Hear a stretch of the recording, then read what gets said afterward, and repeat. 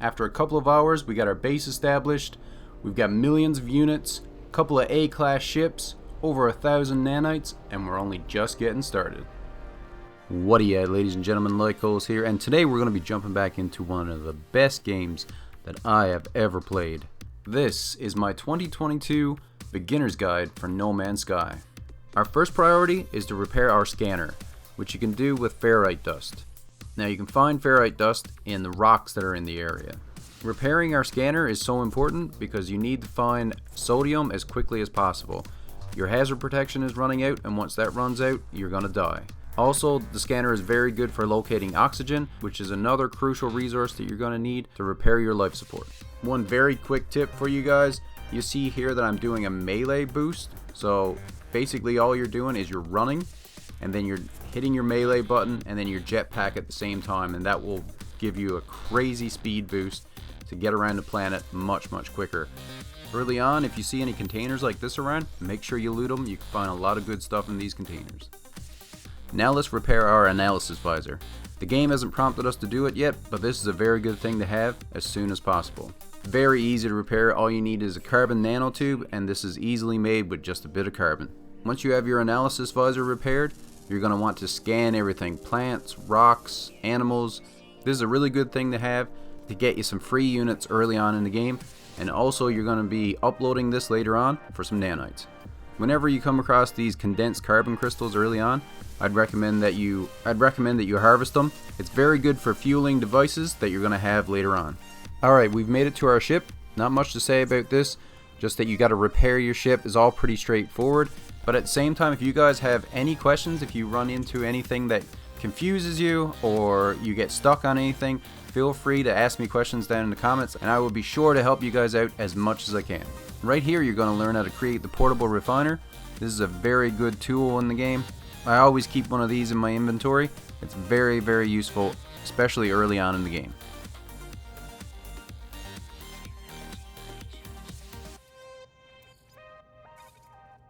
On the way to get our hermetic seal, we've run into a storm.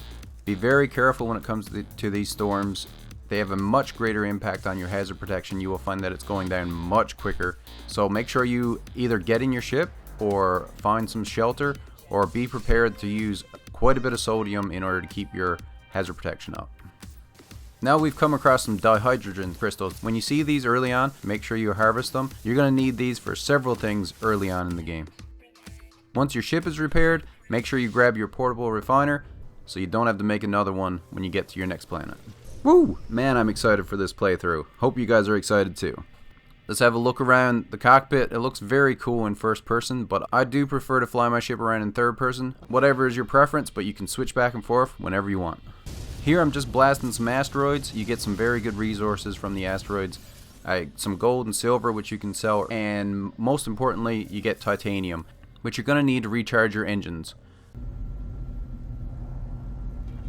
Here I've unintentionally got into a little bit of trouble with the sentinels. Early on in the game, I would not recommend that you get in a fight with the sentinels, so if you do attract their attention, they're coming after you, I would recommend running away. Just use the boost trick that I showed you earlier, and you should be able to get away from them very easily. If you kill a sentinel, that means that more and more sentinels are going to be coming after you, and you're very quickly going to get overwhelmed by some very powerful sentinels. So early on in the game, would not recommend taking on the sentinels. Here we have a manual save point. Now there's a couple of ways to manually save during the game, but most of the time you're going to be saving just by getting out of your ship. As soon as you get out of your ship, you'll see it pop up saying that it's saving. Make sure that when you log off the game, you have saved your game. Early on when I was playing this game, there were so many times when I logged off and logged back in and thought to myself, well, I guess I didn't save because I lost a lot of game progress. So make sure that you're saving the game pretty regularly. Now we have our base computer and our terrain manipulator. Now I'm going to be talking a lot more about the base very shortly, but the terrain manipulator is very useful, especially early on in the game. You're going to be able to harvest a lot of things with the terrain manipulator, but one of the most important things you're going to be able to get is the salvage data. There's going to be a lot of blueprints that you're going to be able to get using this salvage data. Now we need some chromatic metal for our base computer. Using our analysis visor, we're going to find some copper, and copper plus refiner equals chromatic metal. Now we have the stuff to make our base computer and establish a base, but first we have to find a very crucial location. Now you can put your base anywhere, but one of the best tips that I can possibly give you is to find a trading outpost and build your base at the trading outpost. This is going to give you a big advantage in your playthrough if you build your base at a trading outpost. Really all you need to do to find a trading outpost, there is a couple of ways to do it, but all I do is I fly low around the planet and just keep an eye out for a trading outpost. They're very large buildings, they stand out, they're very unique looking, very easy to find. I actually only flew around the planet for maybe 2 minutes and I had one found. You're going to see that these trading outposts are so useful for getting tons of units, tons of nanites, and it's just an amazing place to build a base. Not to mention there are ships flying in and out of this place all of the time, so it is going to give you a very good opportunity to get yourself some really cool ships. For instance, I came across this amazing looking ship. This is pretty much the perfect ship. I absolutely love this ship.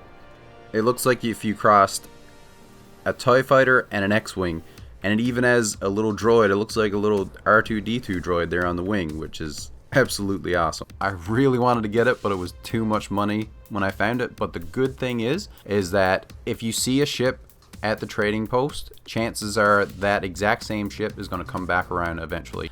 Now, right after you finish constructing your base, you're going to unlock the construction research unit, and with this one you're going to be able to unlock a bunch of different blueprints using the salvage data that I talked about earlier. Two of the most important things to unlock right away, in my opinion, is the teleporter, and you're going to need something to power the teleporter. So the biofuel reactor is going to work for now, but later on we're going to want to get some upgrades. We're going to want to get the battery, and we're going to want to get the solar panel. But for right now, we're just going to get the biofuel reactor and just keep it fueled when we need it.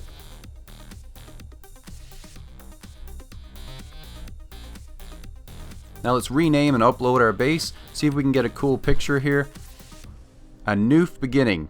Sounds perfect. Alright, the game has finally sent us to the space station. The space station has a lot of useful NPCs that you're going to be using throughout your entire playthrough. Alright, let's go over a few of the most important aspects of the space station. There's two different sides to the space station. On one side, you're going to have upgrade vendors, where you're going to use nanites to buy upgrades for your ships, your exocrafts, your multi-tool, and your suit.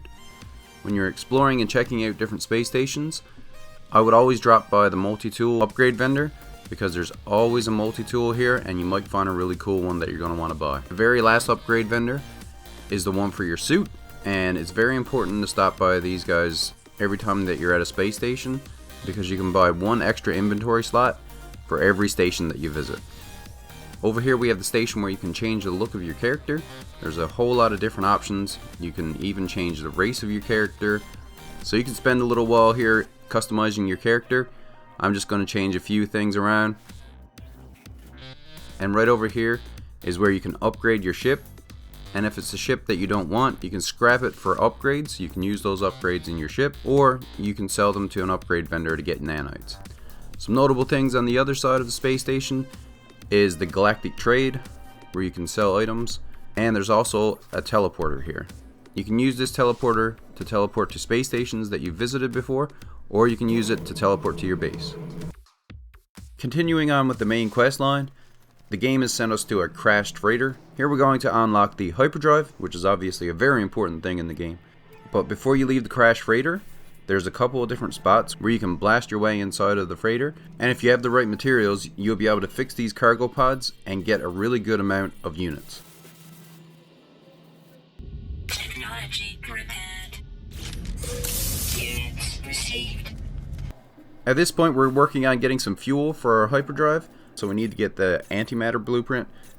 Now, the building that you get the antimatter blueprint at, you might want to stick around here. There's these little eggs that are completely surrounding the building, and if you just shoot them with your mining beam, you'll be able to harvest the larval core, which is worth a lot of units, especially early on in the game. But the only issue is there's going to be a ton of hostile creatures that are going to jump out of the ground, and they can do a lot of damage to you. Mine 1 grab it real quick and then fly up to the top of the building, and then I'll probably shoot another one from up at the top of the building, and then I can jump down and grab it and then fly back up. But I'm just going to get a few because we're going to be making a ton of units later on using a different method. Now our hyperdrive is repaired and we're ready to get out there and explore, but before we get into it, let's upload our discoveries. And one really cool aspect of it is that you can actually rename everything. Now in the next system, one of the first things that the game is going to do is it's going to send you down to a crashed ship. And while you're here, you can repair the ship. If you really like the look of the ship, you can completely repair it and use it for yourself. For me personally, it's a little bit too much of a pain in order to completely fix these ships. So what I do is I fix the minimum amount that I can take off and fly up to a space station, and then I just scrap the ship so I can make a little bit of units, and especially for the upgrades. Then you can use the upgrades in your own ship if you want, or you can sell the upgrades for nanites. At this point, the game is going to also send you to the anomaly. The anomaly is the player hub. There's a lot of really cool things that you can do here. I'll let you check out the anomaly on your own. There's so many cool things here that you can check out, but there's two things that I want to focus on. The very first thing that I want to talk about is a place that I think that a lot of new players kind of skip over. But this place here in the back of the anomaly, you definitely want to thoroughly check this place out. You can get a lot of upgrades here, especially if you're into building. This is where you get the bulk of your building blueprints. But of course you're going to need a lot of salvage data in order to unlock everything. I'm going to pick up the exocraft station for the roamer, and the most important thing that I need to grab is the medium refiner. We're going to be using that to get ourselves a lot of units. I've got a more in-depth guide on exocrafts on my channel if you guys want to check that out. Make sure you have a look around at all the different NPCs that's in this area. Definitely explore the anomaly and see all the cool things that it has to offer, but one more thing that I want to talk about in this guide is this area right here. If you want to get into the more multiplayer aspect of the game, this is where you can find some multiplayer missions. They've got some really good rewards, so all you do is you just select the mission and then you can wait for another player to join you. They're designed as multiplayer missions, but you could definitely do them on your own as well. Also, you can do these Quicksilver missions. You can unlock some really cool stuff using the Quicksilver, and the Quicksilver vendor is just over here. Offers some really cool cosmetic stuff, really cool stuff for your base, has some really cool unique items that you can unlock. Just to give you guys a few tips on fighting other ships, it's actually really easy. Even with the basic weapons that your first ship starts out with, the rockets and the photon cannon, all I do is I put my ship in reverse. First thing you're going to want to do is shoot a rocket at them.